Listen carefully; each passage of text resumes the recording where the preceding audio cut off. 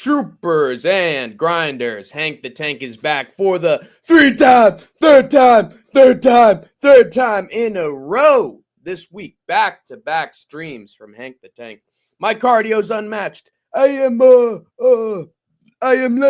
Machine Marab, and I keep shooting and I keep recording and there's nothing they can do, they're not man first, and okay, so I shoot and my cardio next level and I have incredible consistency, my brother. It's the reason Aljo gave me belt, because I'm machine, Hank is live, that is right. Merab Davalishvili is live, Troopers and Grinders, and this time we're heading instead of heading out east, we're heading up north. Oh, Canada. Meh. The GOAT of either having really good prospects on the card or the worst prospects you've ever seen in your life. And I know that the local fighters could get it done this time around. Canada could prove us wrong for the old boys in red. But I don't know. I think this Maple Leaf military that Mike Mulata's talking about, it's a bunch of doohickey. It's a bunch of whatnot. Hank live. Sup, Hank? Hello, Capitan Arafucho. How's it going, Capitan Arafucho? Can I join panel? I think you've been on panel just a little bit too much, Kobe. A little bit too much. Kobe, I gotta be real with you, pal. Unless you start saying stuff on panel and actually have the confidence to use your voice, there's no point in you being on panel, Kobe. Like, we can't even see your comments. I have to read them out. Like, it's best that you're just in the live chat and your comments are public rather than being on panel and not contributing much. Sorry, just got to be real, man. If you want to be on panel, you got to let your voice be heard. Otherwise, I don't know if it's a good idea. So there's no point. Anyway, sorry. I got to be brutal. Got to be brutally honest there. It's not working out. But yeah, the Troopers and Grinders. We're storming Canada. We don't like them very much. They're going to be our 51st country, okay? And we're bringing in the U.S. Army, the Troopers and Grinders, the Hank Tank Army. Can you believe it? We got them right here on U.S. soil, and we're going to occupy Canada. That's right. The Hank Tank Army occupying Canada. Can you believe that? And we're going to beat them in hockey, too, because we're really great, okay? So, yeah, we're in O Canada. Wait a minute. Hold on. Hank's receiving an emergency message.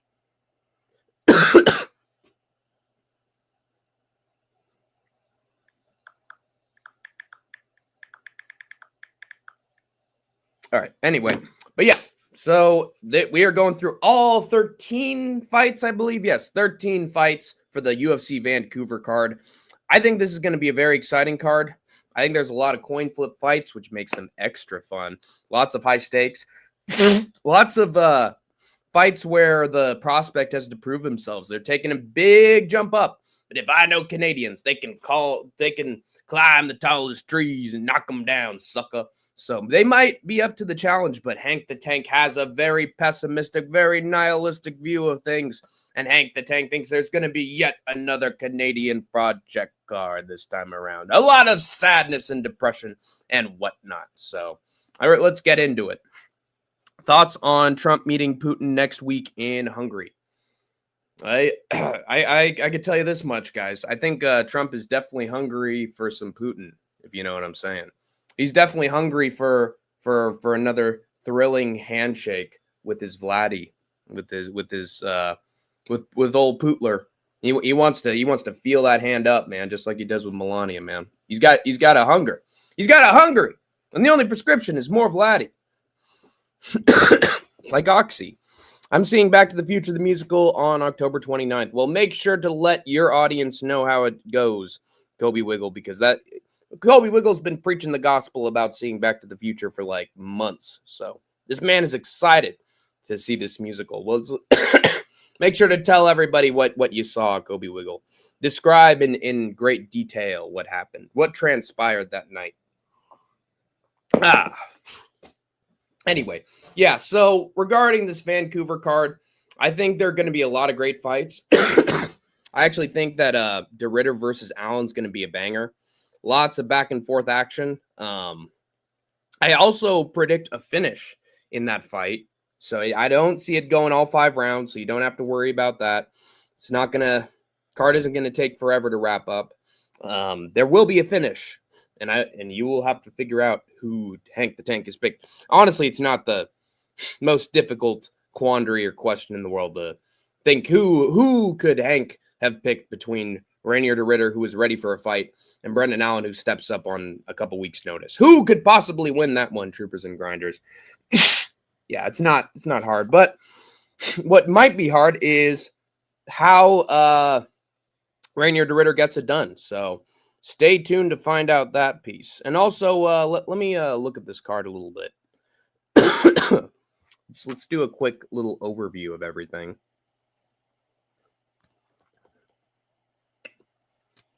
Actually, I could probably share my screen here. How was yesterday with the check? Kobe, let's not discuss that much. How about that? Can you relax a little bit, bringing up real life shit? It's not like anything went wrong, but I don't really like discussing it all that much. So let's keep that a little bit confidential. All right, let's take a look at this card. Just because a topic can be brought up doesn't mean it should be brought up, Kobe. All right. Maybe I should have brought you on panel so that when you wrote that, I didn't have to read it out. Anyway, Kevin Holland versus Mike Malott in the co-main event. I'm predicting a finish there as well.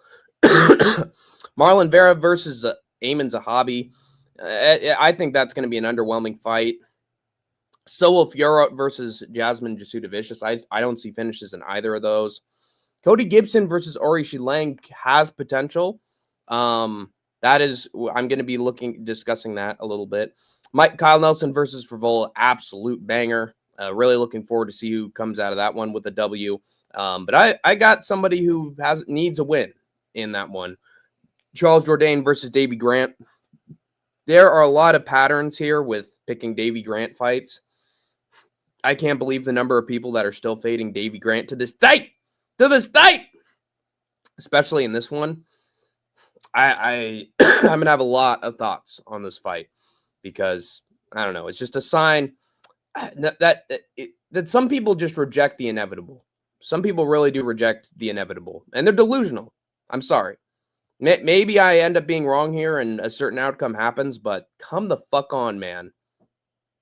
Davy Grant's beaten plenty of better talent than Charles Jourdain. There you go. I spoiled it, but it's just ridiculous how many people just continue to be like, fade, Davy, fade. Are you guys, I mean, when are you going to learn? How many times is he going to prove you wrong before the lesson is learned? Anyway, getting pissed there. Bruno Silva against Hyun-Sung Park, also going to be a really fun fight. I think I'm guaranteeing a finish here in a flyweight fight. I think there's going to be a finish in this flyweight fight. Danny Barlow versus Jordan Santos, also think there's going to be a finish. And if you know who's the finisher here, you know who I got picked. Kyle Propolek versus Drew Dober. Man, this is going to be painful to go through. Both breaking it down and then watching it live. Drew Dober is just pain. He's just pain. It's painful watching him fight. It really is. In any close fight, it's hard to watch. I will have my still have my hopes here, but oh man, that's going to be an experience. Stephanie Luciano versus Ravenna Oliveira, random fucking fight. Becca Webb versus Belgarui, actually really cool because Belgarui's a very decorated kickboxer taking on an absolute fucking phenom, power puncher, grappler, wrestler, like phenomenon. And that's going to be really interesting to see. And then random Canadian here against a UFC vet. So I think a bulk of the big action is going to be happening. It's going to be very top heavy, and also in the middle, there's going to be a lot of finishes. But we'll see what happens, man. In the meantime, Hank the Tank actually has to break down all this stuff. So off I go. I'm going to read some comments first before I get into it. But yeah, this should be a really fun card regardless of what outcomes happen. Like it doesn't matter if someone wins, if the other guy wins. These are great fights in general. These are fun fights. So yeah, looking forward to this one. Still not good. Is this better? Oh my god, what is happening? What the fuck is happening? All right, there we go. Hank. Yeah, I'm sorry. You got to be careful. You got to run some of this stuff by me, Kobe. Hank with the dank spank bank. Yeah, that's right. My picks are dank. Some of these fighters are going to get spanked, and it's going to make you bank. You see? Or I'm going to spank you because all my picks are going to go wrong. But let me say, troopers and grinders, I am champion level tier in UFC picks on Tapology. So that means I'm the cream of the crop. Ooh, yeah. Dig it. That's right. 180 and another 180. Yeah. I'm the cream of coffee and I'm the cream and Ricky Steamboat's cup of coffee. Yeah. No hot dogging. All right. Yeah, I'm pretty damn good at these picks right now. At least for UFC shows. So I got valuable information for you guys. Stay tuned. Here I go with my first fight. Between this random bum, Melissa Scare Croden. She's a scarecrow, get it? Tainara Thai Panther Lisboa, which is I don't know if that's a better or worse nickname, to be honest. I guess it's got the Thai part in there. Yeah, it's all right. Yeah, I mean, Thai Panther's better than fucking Scarecrow and terrible. It probably doesn't even come close to rolling off the tongue. But Melissa Croden, she is a phenom in LFA, getting big-time knockouts, got a lot of power. But then we saw, against actual UFC caliber competition, she shits the bed. Absolutely shits the bed. Whereas Tainara Lisboa got subbed by Luana Santos, but that was her first fight in a year and 7 months. So it figured that she looked a little bit rusty. I think that Lisboa is on the level of a Jacqueline Cavalcanti. You know, she's hasn't faced the best competition, but she's very technical and she's good on the feet. And it feels like that's the feels like that is the kryptonite of this Croden character. Hasn't fought in 11 months either. So Lisboa is actually the fresher fighter, even coming off of a loss. I think she's going to be way more in UFC shape here. Croden's going to try to take her down, but she's no Luana Santos, and she's not going to get it. On the feet, I really do favor Muay Thai artist with good knees and body kicks and leg kicks and slick combinations. I think that there's going to be levels here, big time levels. I don't think Croden's going to win. I think she's going to get finished. Oh, no, she's not going to get finished, but it's going to be a domination as far as I'm concerned. Actually, let me see if I got a better. That's better. Yeah, I like this more. I think Lisboa is going to win a unanimous decision. All right, next fight. Taking place between Azamat Bekaev and Yusri Belgarui. Gesundheit. Achoo! Azamat and Yusri Belgarui. The baby-faced assassin. Hey! He ain't no baby-faced assassin. Look at that face. That looks like a fucking face for a vodka commercial, you know? It's like for a fucking perfume. That ain't no baby face. Stop fucking lying to us. This guy's got more of a baby face than you. And you know who better fits the moniker of a baby-faced assassin? Brandon fucking Moreno. That's why he's assassin baby, and you're just you're like an Islam Dulatov fucking perfume model type. For that reason alone, I should take Azamat Bekaev. But on top of this, Belgarui hasn't fought in a year. He's a sort of standard kickboxer. God, he couldn't get a knockout against 11-3 guy, huh? Got schooled by Marco Tulio, who's a really good prospect, by the way. And I think that Azamat's even better of a prospect than Marco Tulio. So that tells you quite a bit. I think there's a real chance that this goes to a decision and Bekaev wins a decision. So, Larry, if you're still watching this, man, that is definitely a potential method of victory, like a little wrench you can throw in the works. Is a Beklev decision win. That is very live. I would recommend it. But if if you're thinking like I do and you think Beklev's gonna just take down Belarus at will and just fucking smoke him on the mat, feel free to do that too. I'm going with stuff that's just, for fun. If there is going to be a finish, which I think is sort of likely with just a pure destructive streak he's been on, I think he can get a round one knockout with pressure and wrestling, but there's a good chance that Belarus actually stuffs the takedowns or survives on the ground, and then it's just sort of a one-sided beatdown for 3 rounds from Beklev. But either way, I have Beklev to win, but round one knockout would be a lot of fun. So I'm taking the round one knockout at work, but listening. Yes. What I'm saying, Larry, is that is a potential. That is a potential method of victory that you could, predict.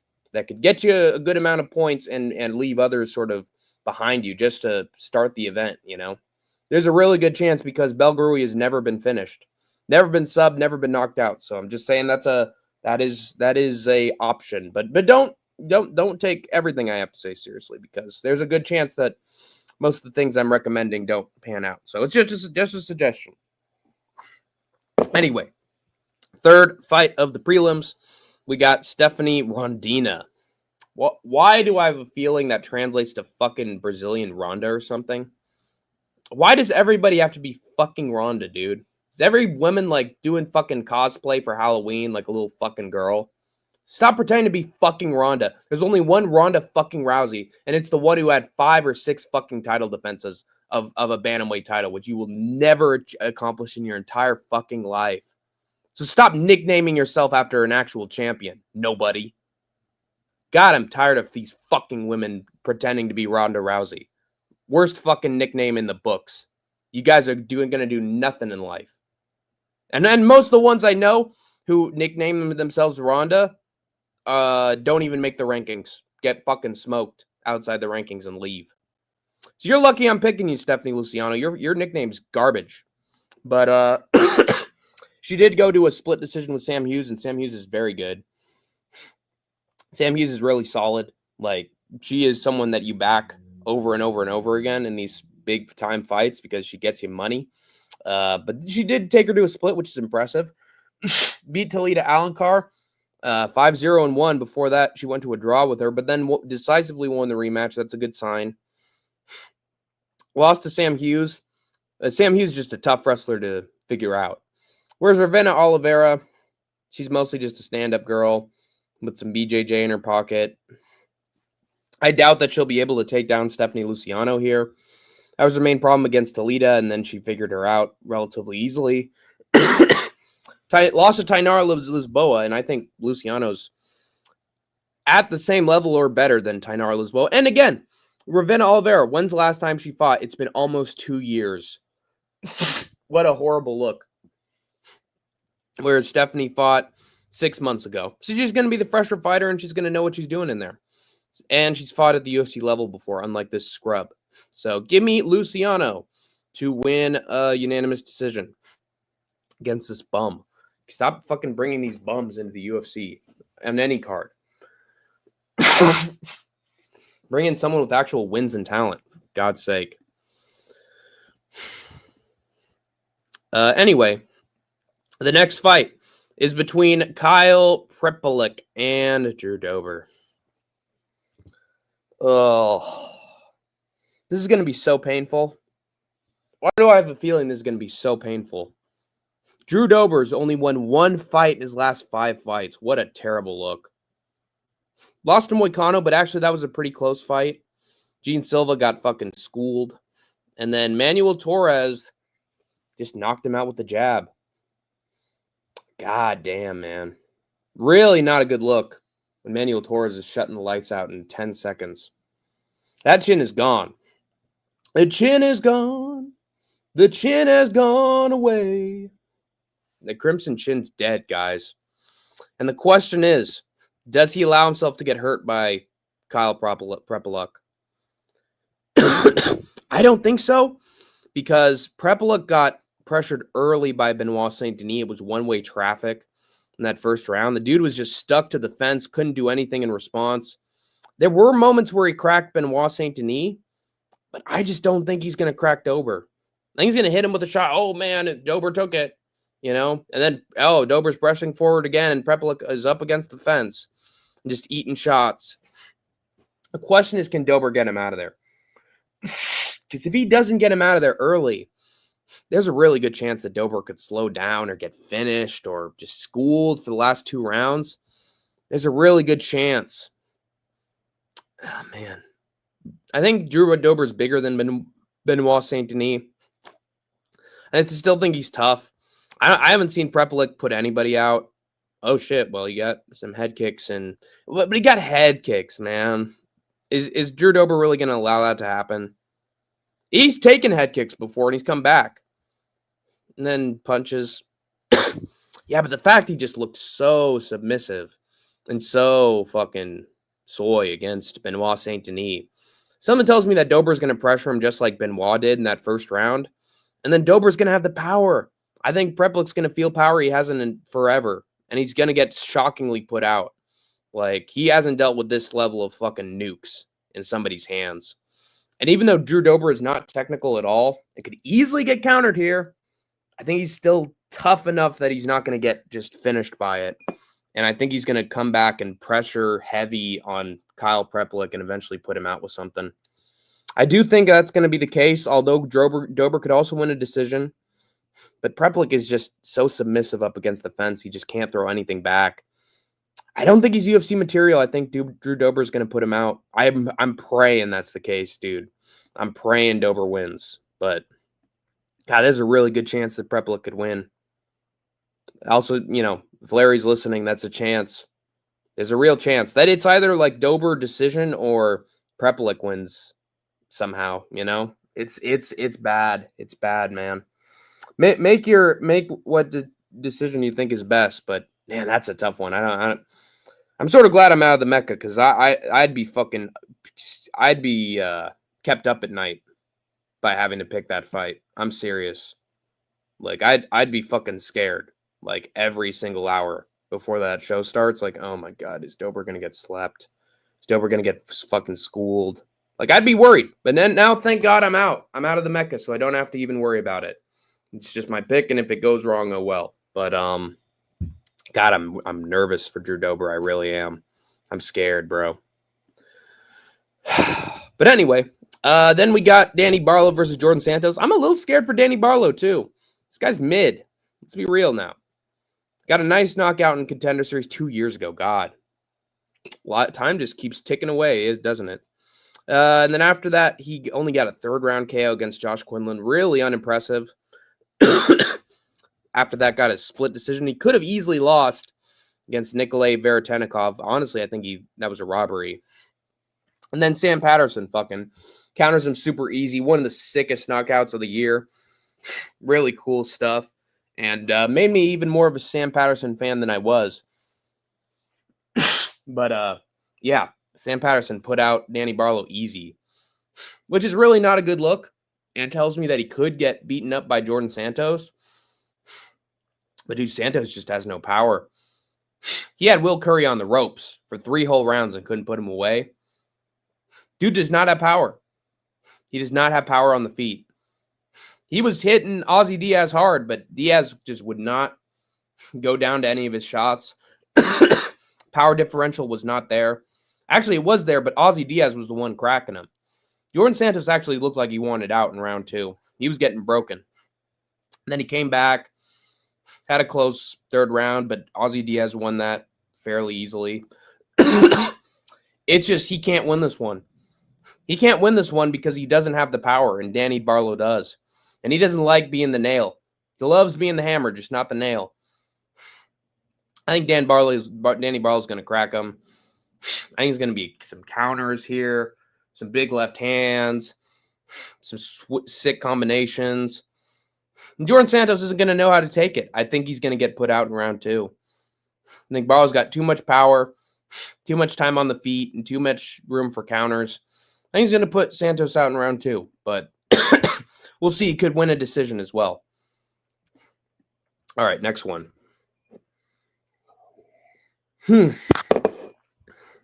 Between Bruno, Bulldog, Silva. Man, Bruno Silva's really suck. Both Bruno Silvas, any Bruno Silva sucks. Taking on Hyun Sung Park. A lot of people are going with Hyun Sung Park by knockout. But I don't think just anybody can be Manel Cap or Joshua Van. I really don't. I do think he's going to get it done in round 3. Because that's how Bruno Silva tends to go out. He tends to gas out in the later stages of the fight and then just sort of crumple a little bit. I think Hyun Sung Park is going to hurt him with body shots. He got destroyed by Tatsuro Taira, but I was on days notice. And he wasn't ready. He wasn't ready for a Tatsuro Taira. Not a lot of people are, even when it's not on short notice. So I'm going to give him a pass for losing so brutally. Guys subbed Carlos Hernandez so easily, man. And that's an impressive win to have because there are some guys who try to take down Carlos Hernandez and can't do it and then get fucking schooled by him. Destroyed Shannon Ross. Shannon Ross sucks. Knocked him out walking down the street the other day. Meanwhile, Bruno Silva, honestly, he could be on a 3-fight losing streak. Cody Durden was schooling him. Like taking him down, locking in Darce after Darce after Darce, sub after sub after sub, taking him down over and over. Bruno Silva looked spent by round 2. And it was a Hail Mary, overhand right that secured him the win there. Uppercut, put Cody Durden out. But if Durden had stayed a little bit more defensively sound, he could have won that fight so easily. For that Manel Cap I don't know if Bruno Silva even landed a punch in this fight. Looked fucking awful. Looked like he didn't belong in the UFC. And then after that, Joshua Van put him out. And Joshua Van almost never gets knockouts.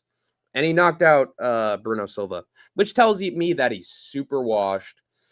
Hyun Sung Park is good enough on the feet that I think he's going to hit him to the body and really mess him up a little bit and have him worn out with body shots and leg kicks and nice punches. And eventually Silva's going to look gassed, fully worn out by their 3rd round. And I think Park's going to get the back. He's going to get the back and he's going to choke out Bruno Silva in round 3 with a rear naked choke.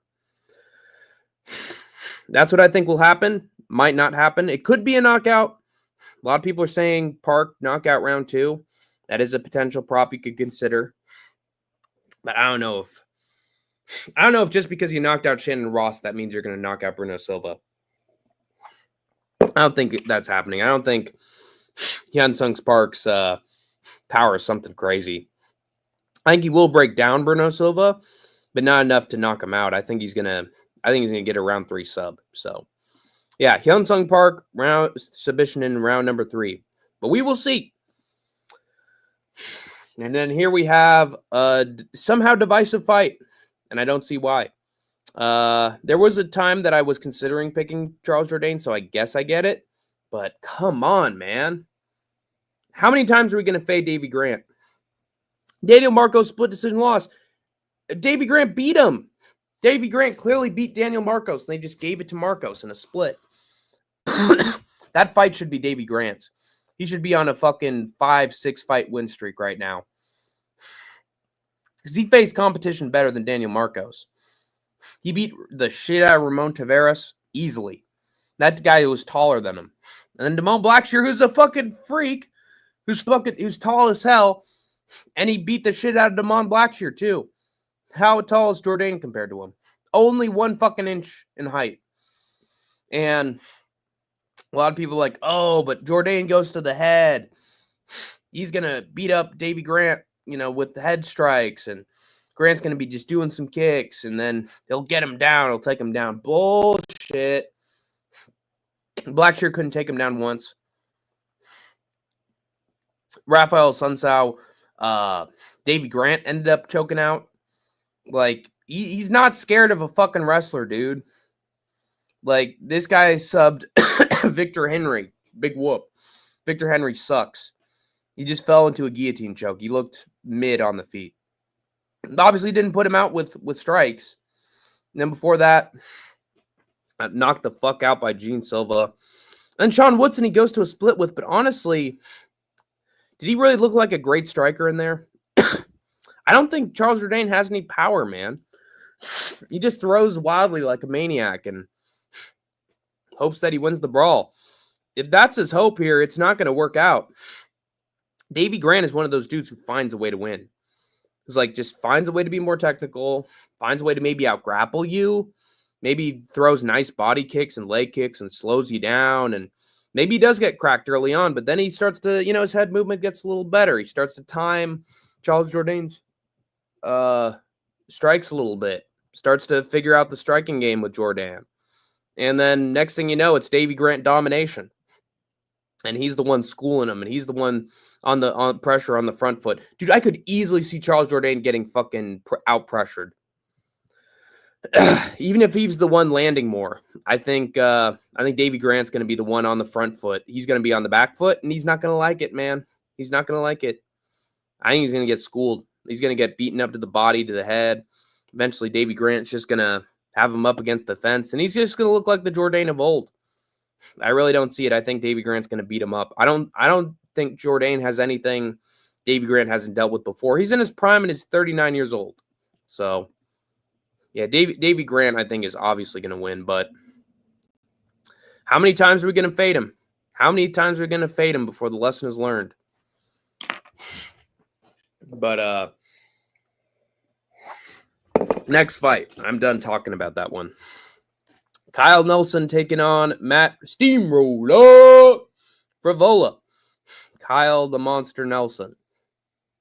Why is he called the Monster? He's not scary. He just looks like a bearded Canadian man, basically.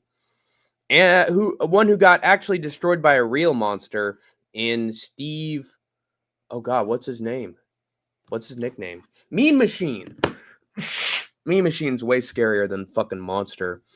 This dude got fucking eaten by a monster and Steve Garcia super easily. All Steve had to do was reverse him on the ground and hit him with any punches. And Nelson just started covering up. This dude doesn't have it, man. He doesn't have killer instinct. Once he's getting hurt, he's done. Bill Aljo, he never got hurt. Fernando Padilla stayed technical, didn't get hurt. And Blake Builder was fucking high on LSD during this fight. That's what I heard. He was literally on drugs for this fight. So that's a lucky draw. Fernando Padilla doesn't have power. And then Bill Aljo was just getting the shit beaten out of him. Guy didn't have anything for him.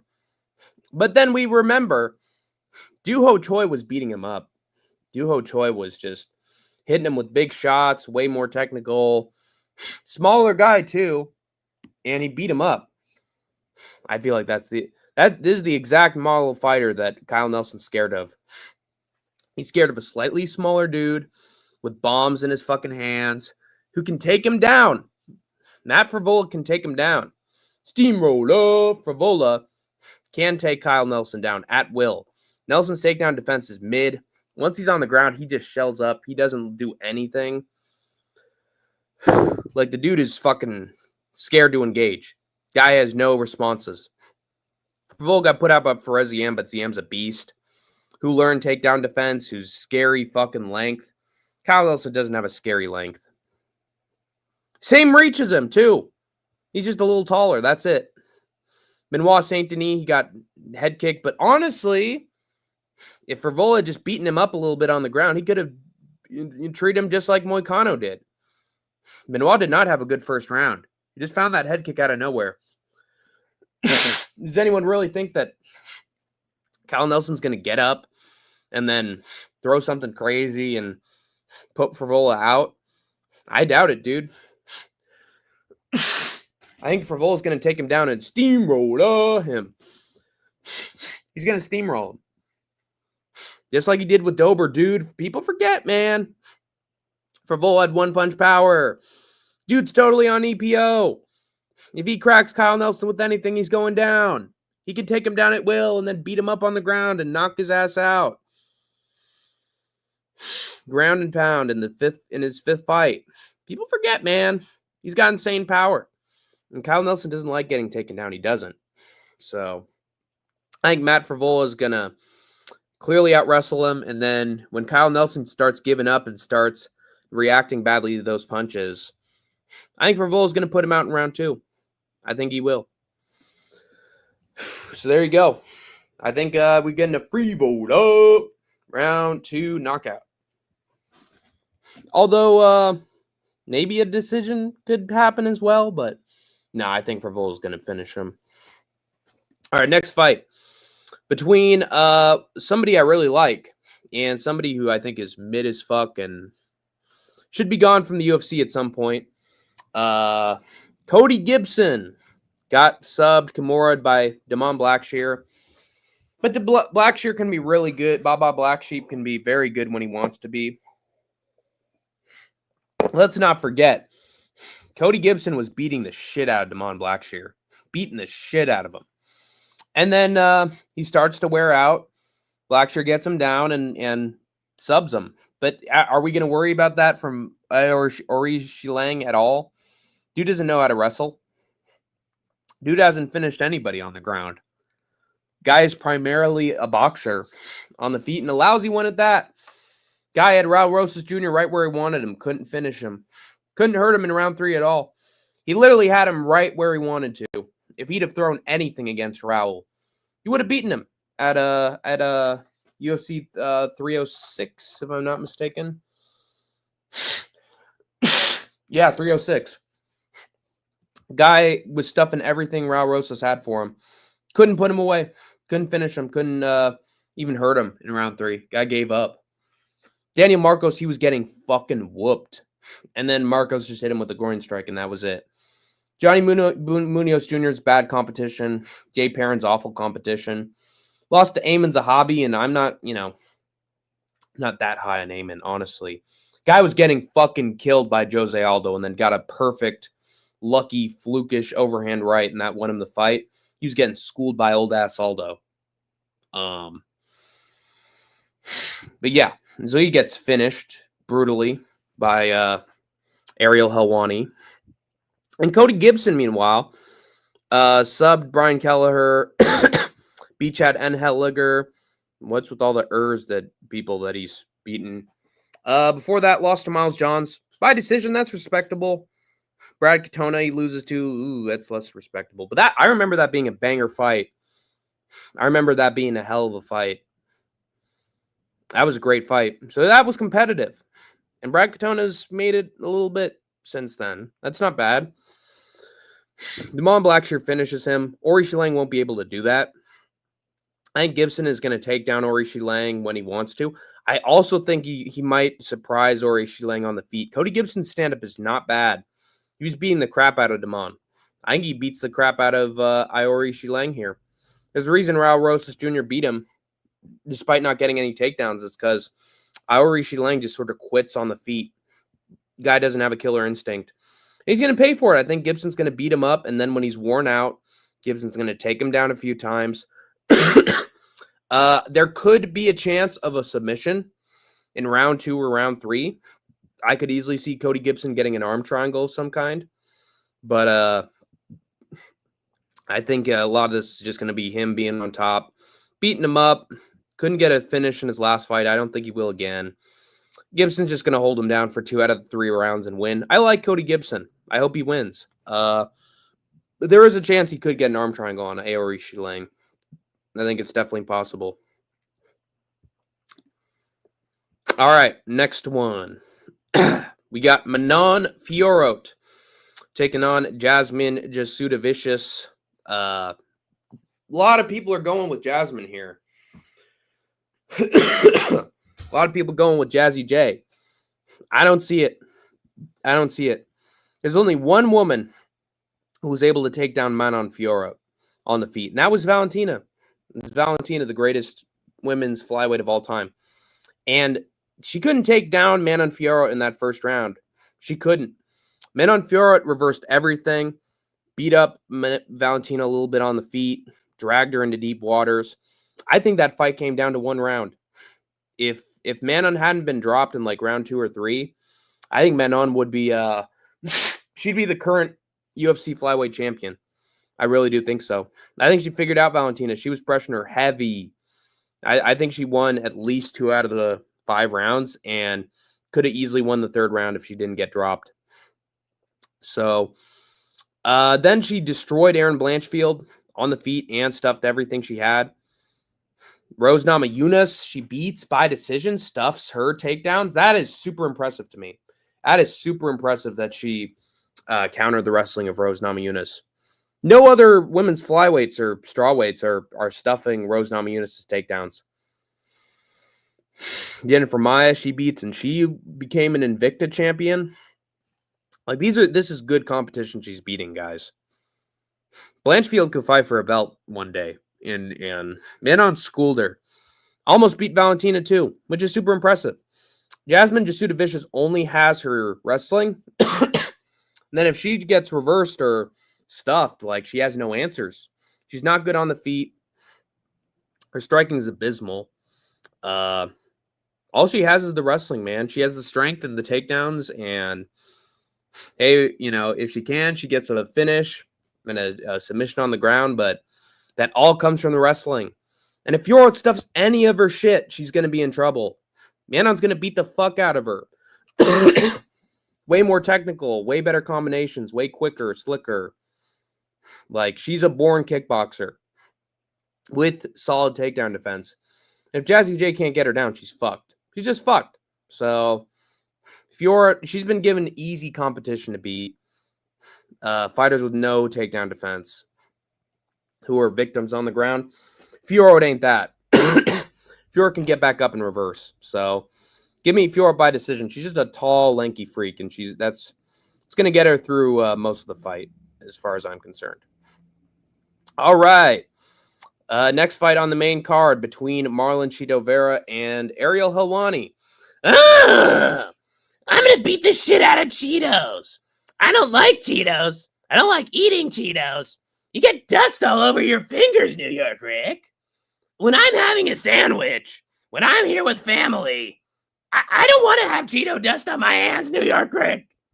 I don't want my hands to get all red and look like I committed a fucking murder, New York Rick. I just like my matzo ball soup with the lox and bagel. And when someone offers me some Cheeto bags at a Jersey Mike's, I'm sorry, I have to turn it down, even if it's free. I don't like having Cheeto dust on my fingers, New York Rick. I'll eat them. I'll eat the Cheetos if I have to, but yeah, get me away from Cheeto. Yeah, so Ariel Helwani is I think he's allergic to Cheetos guys. I don't think he likes having them. So that is gonna fuel him to take out this Cheeto right here. Chito Vera. Ayman Zahabi has been on a hell of a run. Beat Jared. Oh, Jesus Christ. Hold on.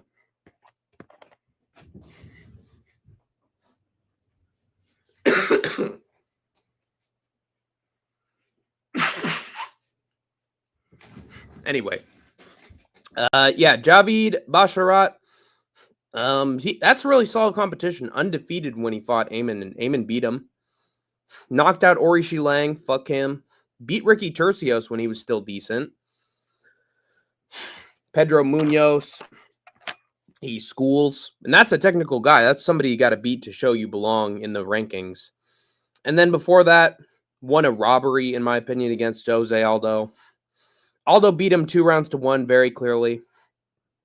And Zahabi just got lucky, and he threw a lucky punch that put down Jose Aldo. If Aldo was a little bit more careful in that 3rd round, he would have lost. So that makes it tricky. Makes me think that he might get knocked out by Marlon Vera in round 3, and that Marlon Vera could just come back. But I don't know, man. People forget, man. Well, he beat Pedro Munoz, but that was by the narrowest of margins. That wasn't impressive. This did not deserve to be a split against Corey. He got schooled. Sean O'Malley beat the shit out of him. And then Davison Figueiredo knocked him down. And Figgy's tiny, man. I know that Figgy looked good against Montel Jackson, but This was during a period where Davison looked washed, where he looked like he didn't belong, where he looked slow. And he just dropped Marlon Vera. First dude to drop him. And he's of a sort of similar height to Amin Zahabi. How he's a... Oh my God, he's the same height. I don't know. Vera, he never looks good in the first 2 rounds. There's a chance Zahabi slows down and Vera knocks him out, but when's the last time we saw that, man? Didn't happen against Pedro Munoz. Honestly, he looked really mid in that. Last guy he knocked out in the 3rd round was Dominic Cruz, and that was 3 years ago. If Amin Zahabi has all the momentum, there's no way Marlon Vera is just going to come back. I don't think that's happening. I don't know, man. I just don't think he's going to hurt him. I think the finisher Marlon Cheeto Vera is gone. I don't think he can do it anymore. So give me Amin Zahabi to win a unanimous decision here. I think he survives round 3. I think he does. It's all he has to worry about. He'll survive. What time will you be live for UFC Vancouver? I don't know if I'll be live for UFC Vancouver. I'll probably watch PFL Africa, so I might go live for that. So tune in tomorrow on Friday. I'll probably be doing a fight companion for PFL Africa at like 9 a.m. my time. So tune in for that. Pacific time. Anyway, co-main event between Kevin Holland and Mike Malott. I think Kevin's going to win. Kevin's going to win. Even in the fight where he lost against Daniel Rodriguez, he started to put it together and beat the crap out of D-Rod in round 3. He started to look how Kevin was supposed to look in that fight.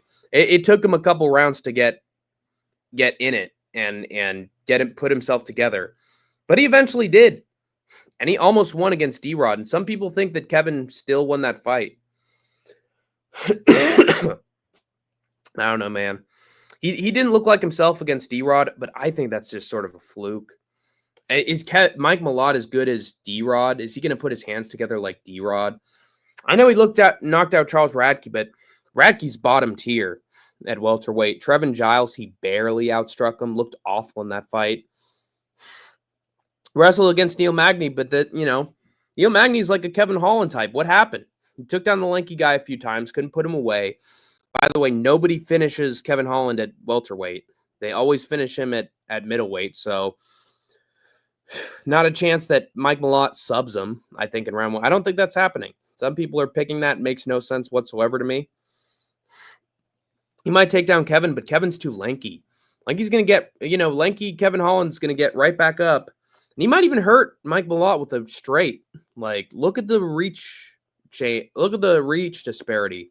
Kevin Holland has 8 inches of reach on Mike Malott.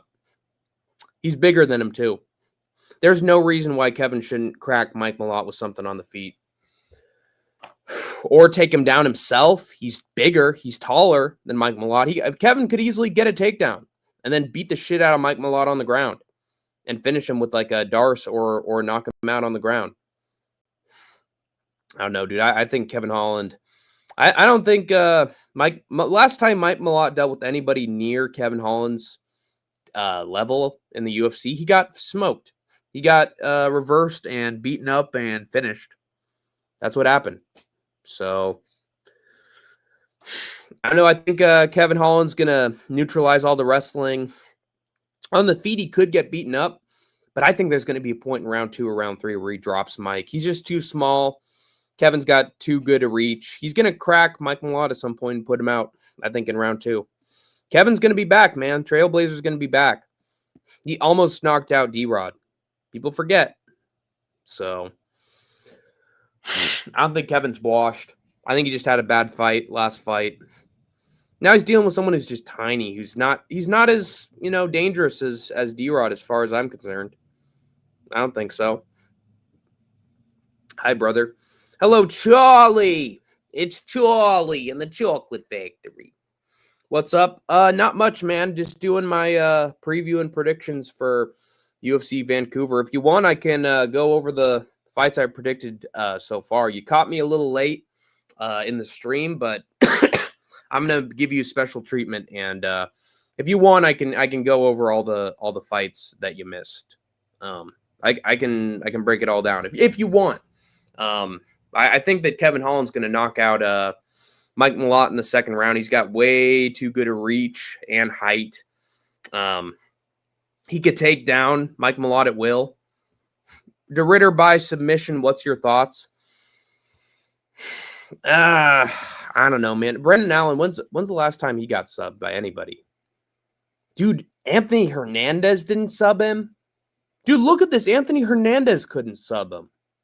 How did Fluffy Hernandez not sub Arnold Allen? Imavov couldn't sub him. And he had him, on his back, on the ground. Didn't sub him. The way that Allen loses by finish is by knockout.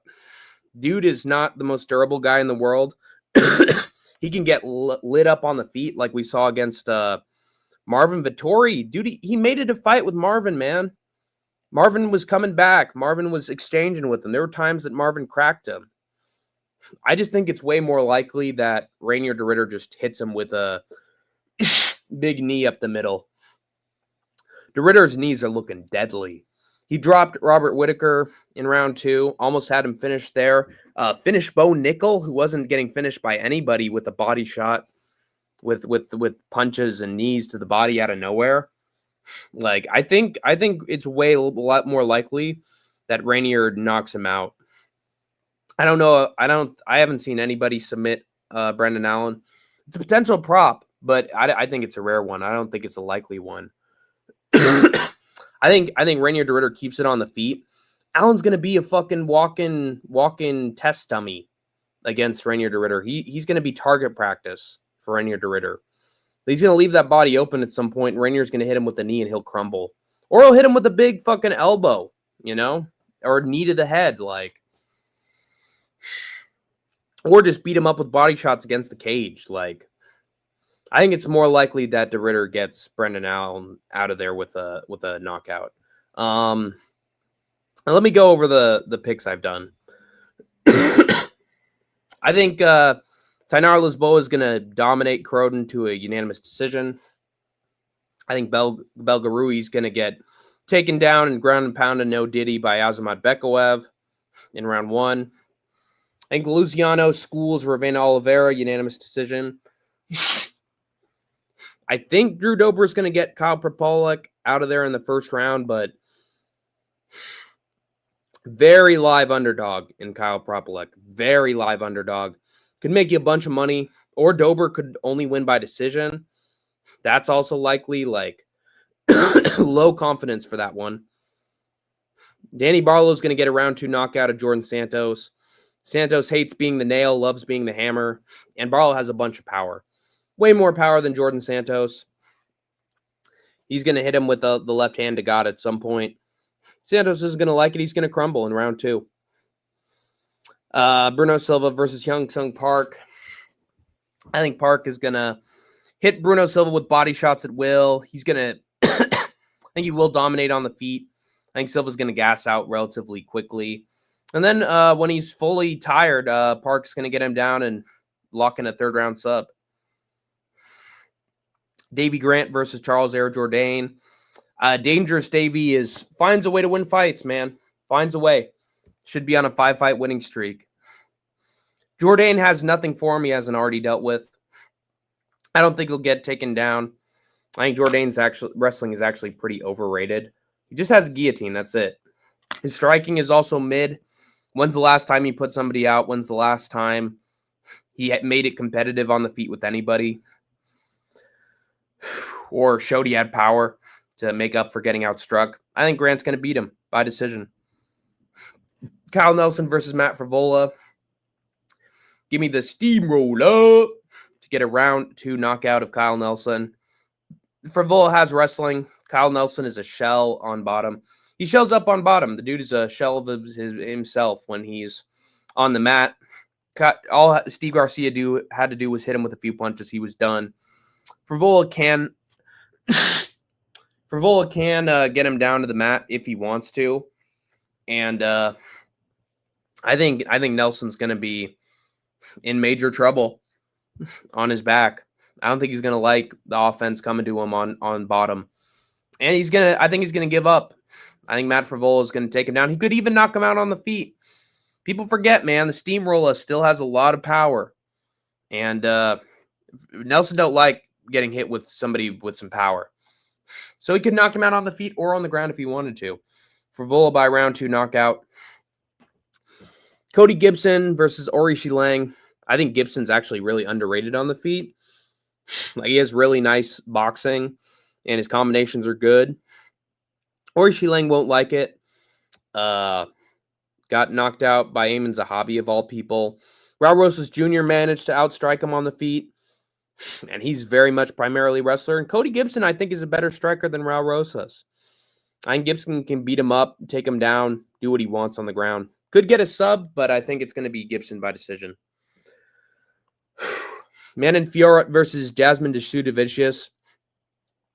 Valentina's the only one who's ever gotten Fiorot down to the ground. And there were times where Fiorot got right back up. So Fiorot's takedown defense is excellent.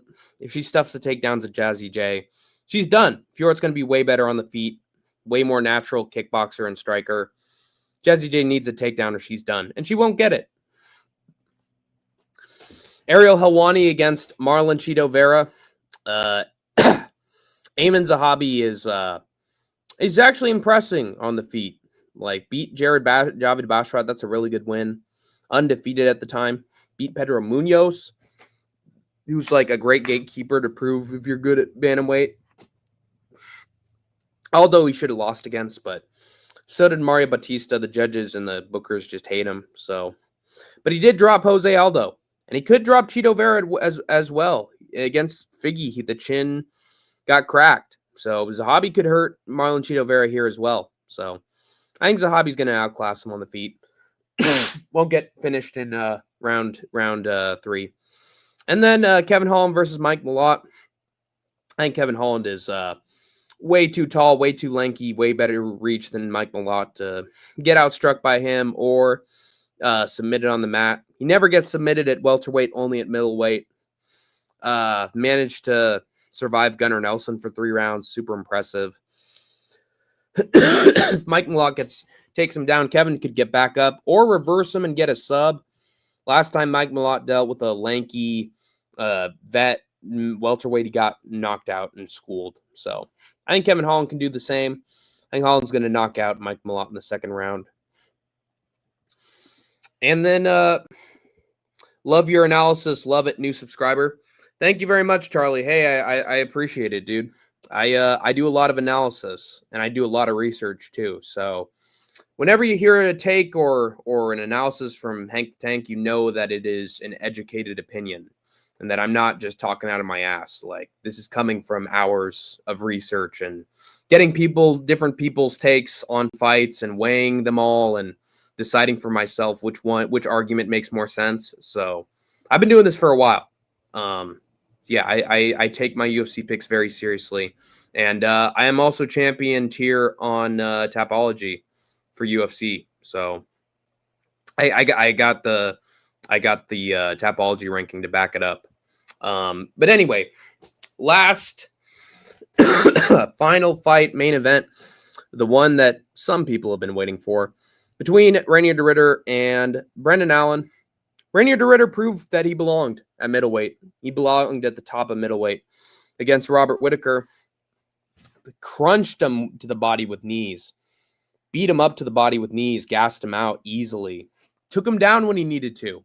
And he's way taller than Brendan Allen. He's basically a light heavyweight. I think Rainier's going to get Brendan Allen down at will. I don't think he's going to go for a sub like he did against GM3. Brendan Allen hasn't been submitted by anybody. If Fluffy Hernandez isn't subbing you, I don't think anybody's going to.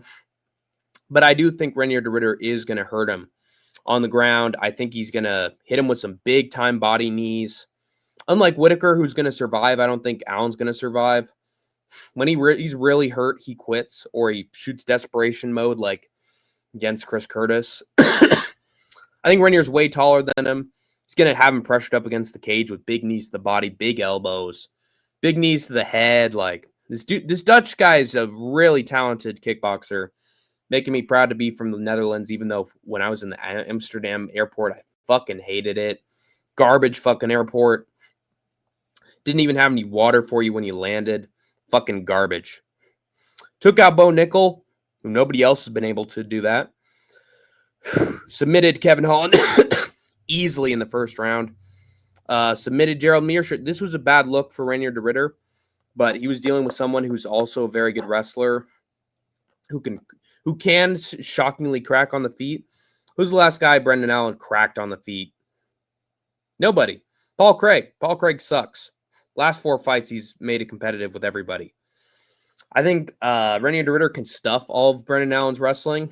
He can take him down at will. And I think at some point they're going to be on the feet, and de Ritter's going to throw that knee up. Allen ain't going to like it, and he's going to just crumple to the mat. So Rainier de Ritter by knockout in the 3rd round with that beautiful body knee that he does oh so well. And that is going to do it. That is it for Hank the Tank's preview and picks for UFC Vancouver, de Ritter versus Allen. Lots of great finishes, lots of fun fights. What you expect from the UFC. I'm shocked this card is so well booked for a Vancouver, Canada card. Good night, sweetheart. All right, catch you later, Charlie. Hey, don't call me Shirley. But yeah, this is going to be a really good card. I predict it. I think there's going to be a lot of finishes. If there aren't finishes, they're going to be good competitive fights, and lots of good name value too for a fight night card. So looking forward to it. Hope you guys tune in for that as well. I might be live for it. I don't know.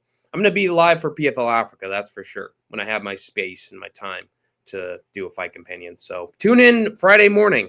Hank the Tank will be doing commentary for PFL. But that's going to do it for me. Still got to get over this cough, by the way. So I got to rest. So that's it. I've been Hank the Tank. You have been the Troopers and Grinders. And until we meet again, you have escaped the war zone for now. Ah! Cheeto dust! It's getting all over me, New York Rick. I'm lactose intolerant. Achoo! Achoo! The nose knows. Oh, God, the Cheeto dust is going right up my nostrils. Hey, Andrew. What's up, New York Andrew? Ah!